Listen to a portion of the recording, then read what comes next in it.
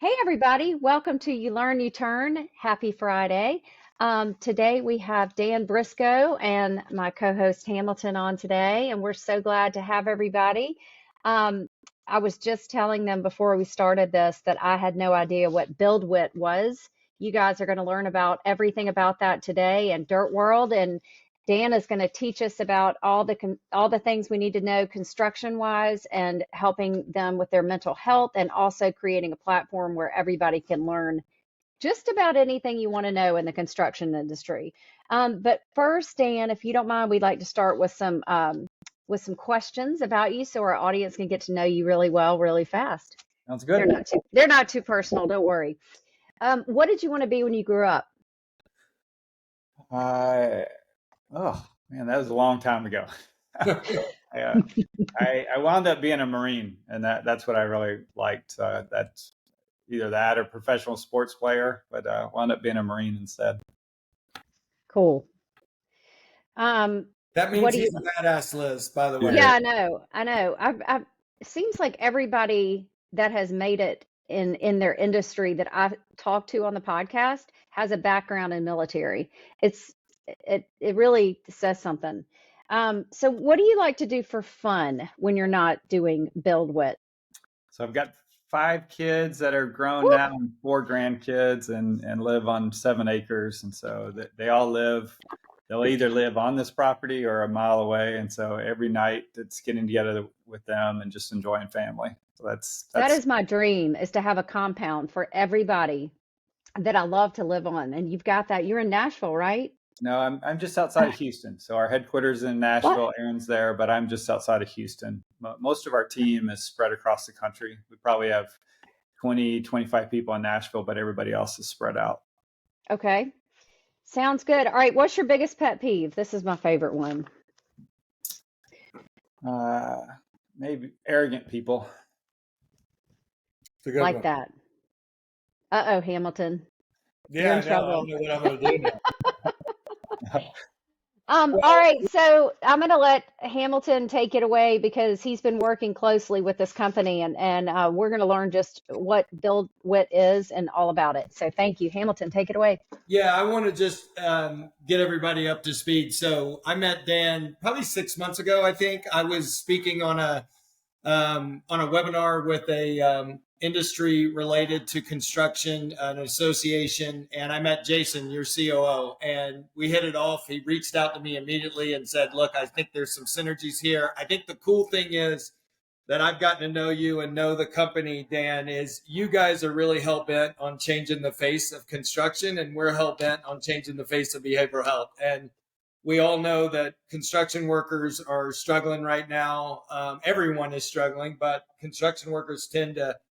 I always say it's a little bit like the military. You guys are badasses. You move dirt. You do crazy stuff, and you're expected to just be a badass. And so it's hard for those people to raise their hand and admit they're struggling. And so we're really happy with the partnership that we've created and are excited for the future. But we'd love for you to just tell the story. How'd you start this?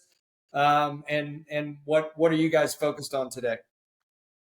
Yeah, happy to, and thanks for having me on. It's in my current role, so I'm president of the company. I fired myself. I started with Aaron from the very beginning, kind of fired myself at every role, hired really smart people to do that, and now I focus really on partnerships. And so it was great to have Hamilton reach out, and great to get to know you, and it's been exciting. We've probably talked to 100 partners over the past 7, 8 months, and there's like 4 or 5 that really struck a nerve with us, and Youturn was one of those that we could really align with, do good work together, and help change the construction industry. So the background story for BuildWitt, I in 2012 I left healthcare and went to a construction software company, ran marketing for them, helped out with sales. And then we created a program called I Build America that kind of changed the brand of construction, help attract the next generation. I found this kid on social media that everybody was following, convinced him to quit his job, come down to HCSS and run the I Build America program. He loved the mission.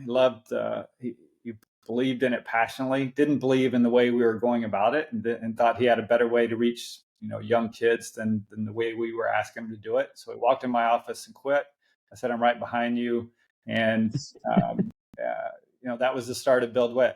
And so it's Aaron Witt is the founder and CEO. He'd be a good guest for this show, but he started the company really just by himself, running around to job sites, doing what he had been doing in his internships in college, just taking pictures, telling the story of construction, and tons of people followed him. So early on, his goal was, I want to be the best photographer in construction.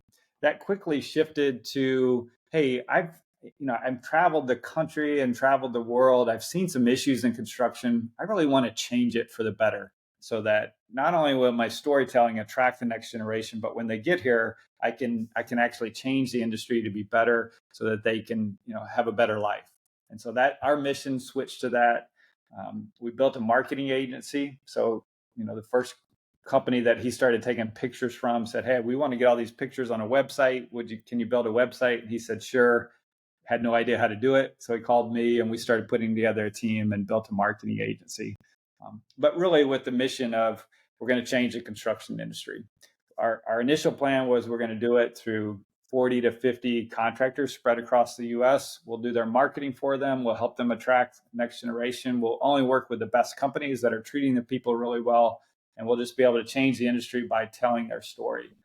That plan didn't work, as a number of our plans didn't really work.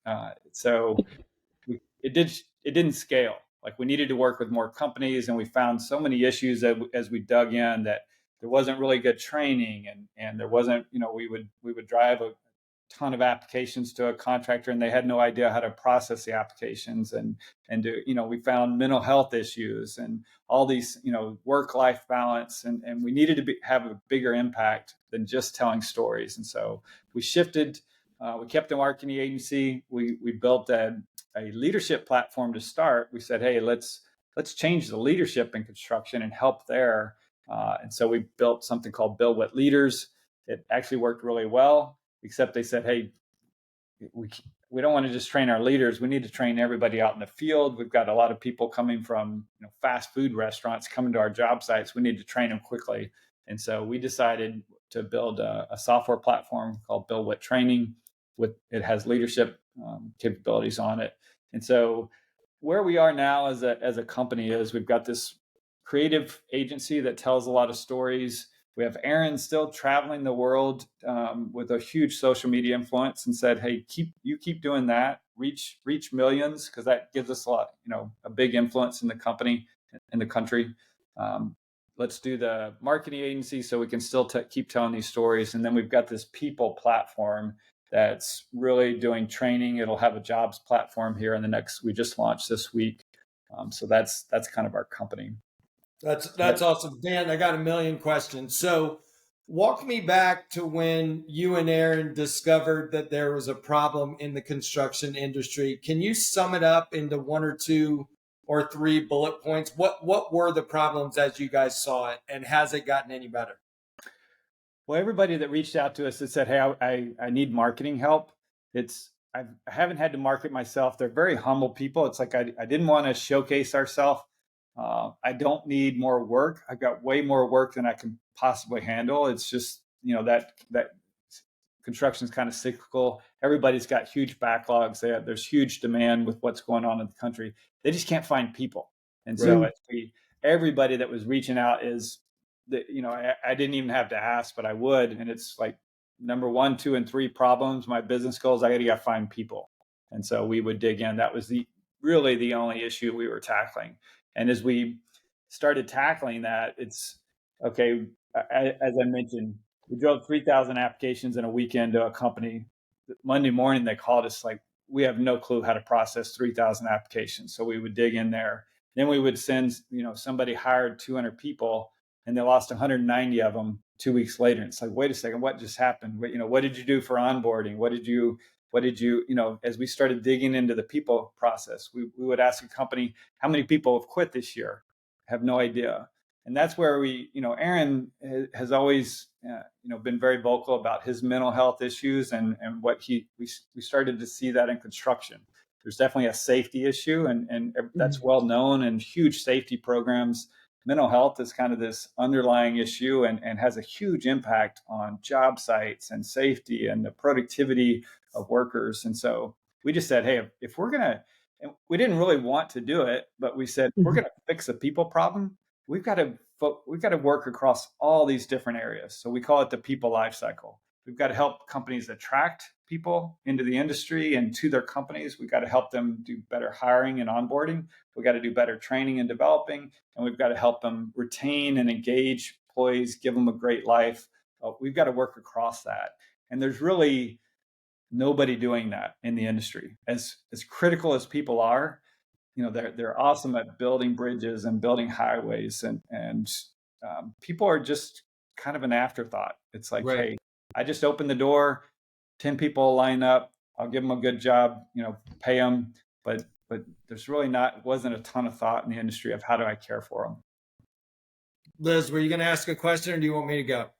You look like no. I'm just gonna.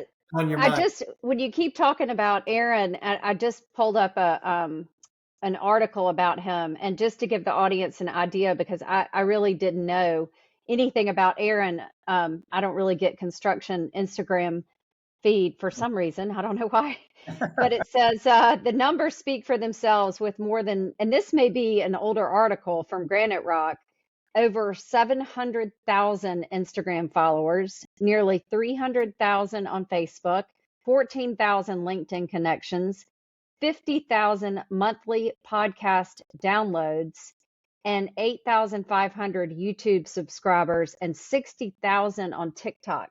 I really feel like we could learn a lot from this guy.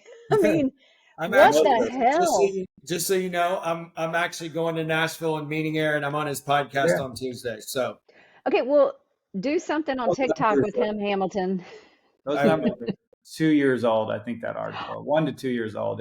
Oh my God. It's way bigger, and we're talking to him about how do you, I think he has 300,000 followers on YouTube now. How do we take that to 3 million? Because we get a lot of, people will say, Aaron, why aren't you in the high schools? Like, I need you to come visit this high school. And Aaron's smart enough to know I can maybe he said this yesterday, I can maybe get to 2 high schools a day, or if I do it that way.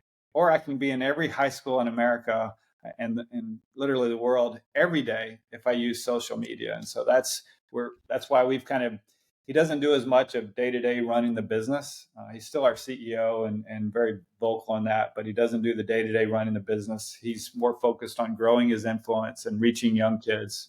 And he's in his 20s, right? Yeah. I mean, like, 27. I have a 25-year-old, and she's doing well, but let's just say she's not doing that well.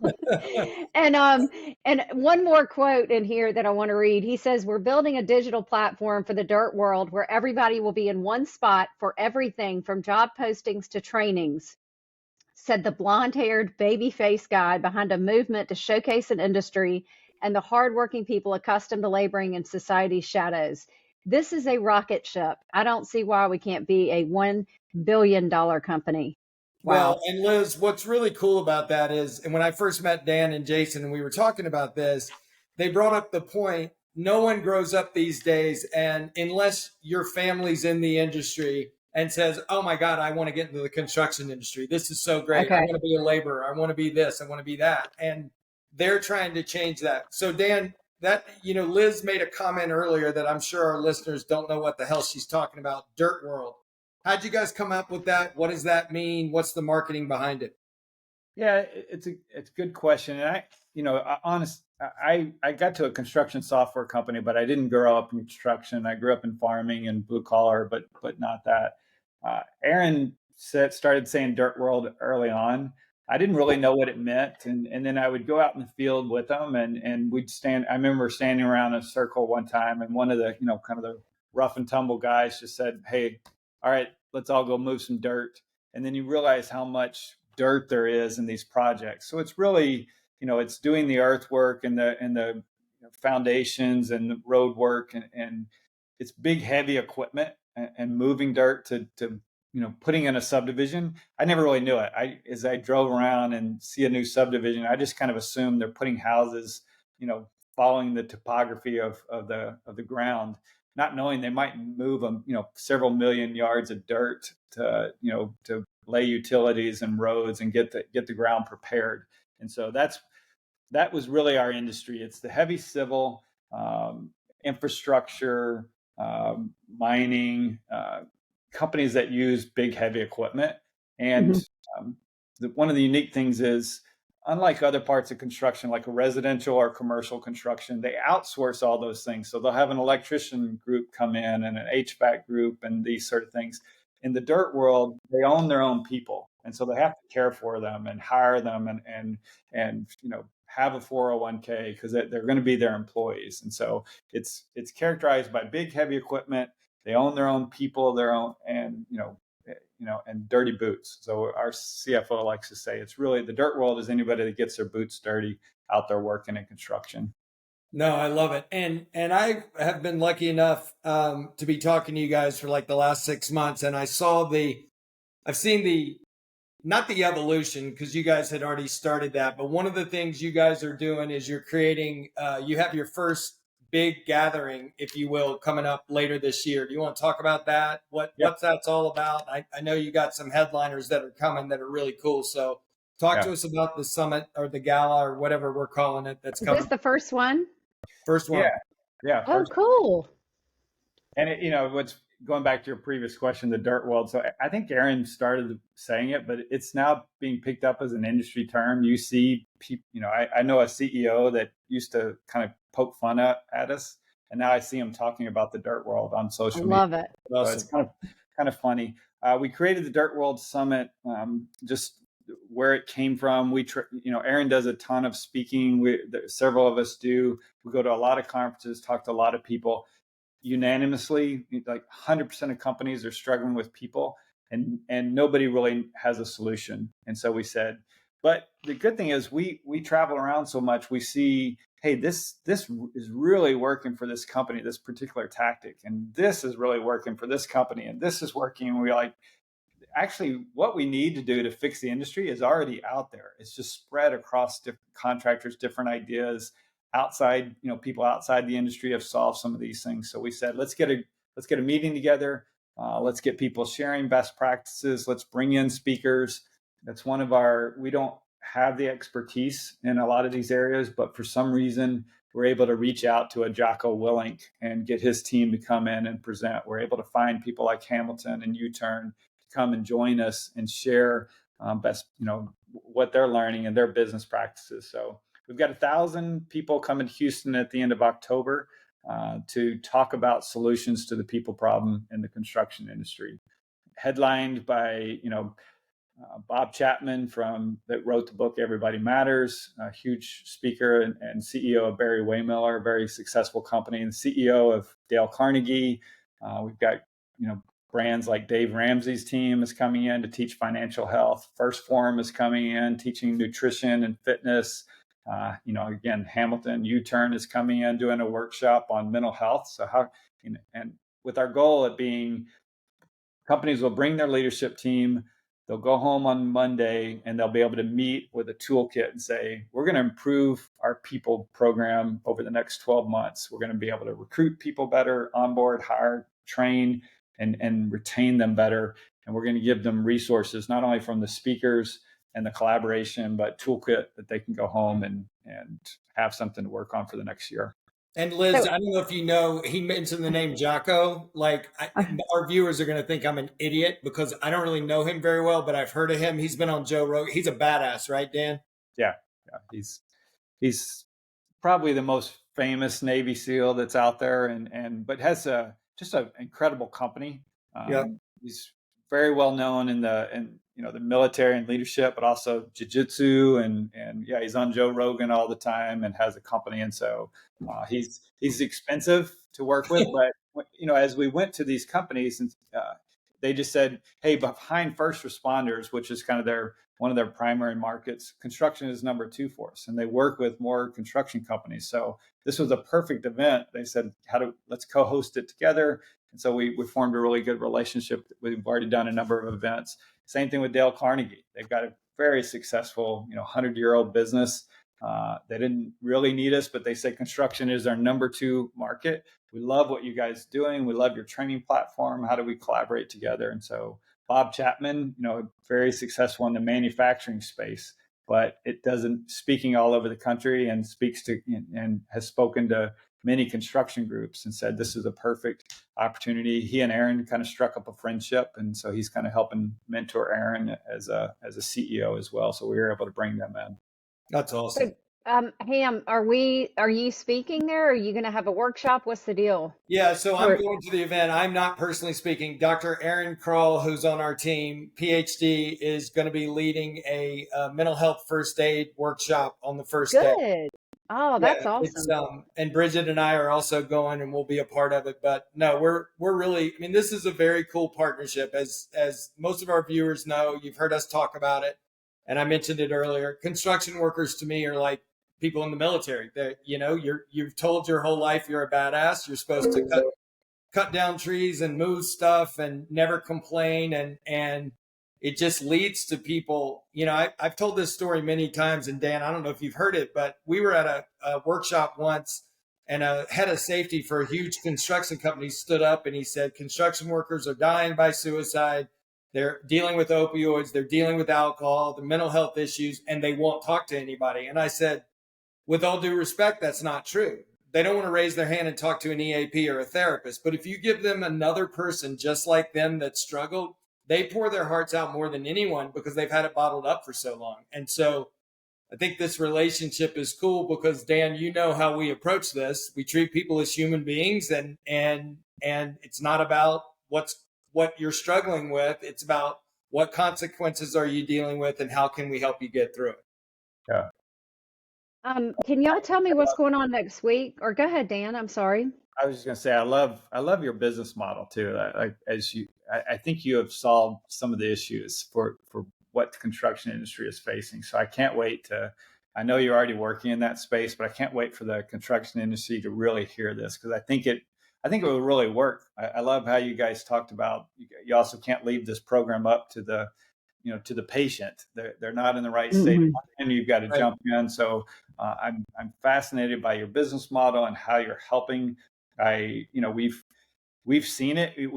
We were doing a photo shoot with a customer one time, and they canceled the morning of and said one of our people just hung themselves. And you hear it all the time, and I know those stories are all out there. So the stat that hit me is the construction industry knows about safety issues like a trench collapsing or some equipment overturning and people dying by that, and it's a huge issue. We work on it a lot, but knowing that mental health and death by suicide is 5 times the impact is just crazy, and it's never talked about. And so you can't really run a good business and not address it. So I think you're going to give people solutions that they even the ones that want to get started. Like I know a company that just said, okay, I'm sold. I heard this talk, but where do I go? And I think you're going to give them that solution.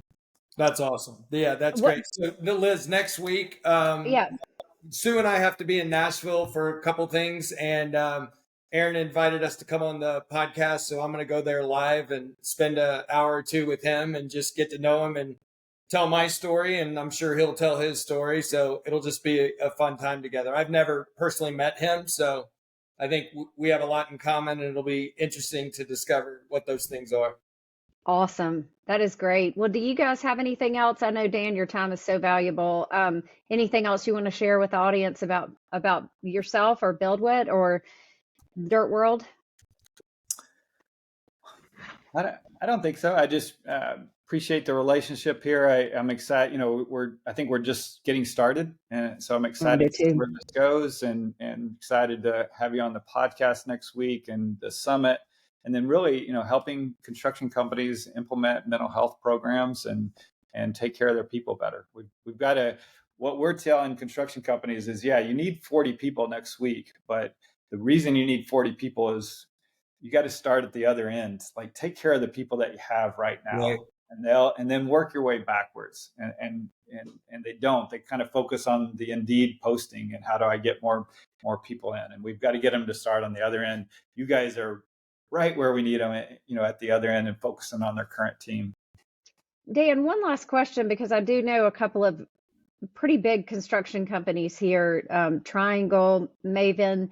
They are awesome. And how will they get in touch if they want to join your movement or get on your platform? How does a construction agency find you guys and get that implemented? Yeah, good question. So we have two websites. So the dirtworld.com is really where we're running the event, and we do the annual summit now, but we have peer group events, and we'll be doing a lot more, putting some education out there. So that's dirtworld.com. BuildWitt, so build and then WITT is Aaron Witt's last name. Weird name, but that's what he came up with when he was 20, and it stuck. So Yeah. BuildWitt is the company name. That's where the creative agency is, the training platform, the jobs platform. So that's buildwitt.com. So if a company wants help with a website, they can reach out to us. If they want help with training platform and jobs, you can come to that website. If you want to come to the summit, that's at dirtworld.com. And the two sites are linked. You can get back and forth between the two. Awesome. Great. I'm excited. I'm excited to see where this takes us, and you guys, you are in a rocket ship, it sounds like. So yeah. Dan Briscoe, thanks for joining us today. And Hamilton, great to see you as always. And y'all pay attention to BuildWitt and all the stuff going around it, all the social media with Aaron. And I will see y'all next week. Thanks, everybody. Thank you, guys. Thanks, Dan. Yep.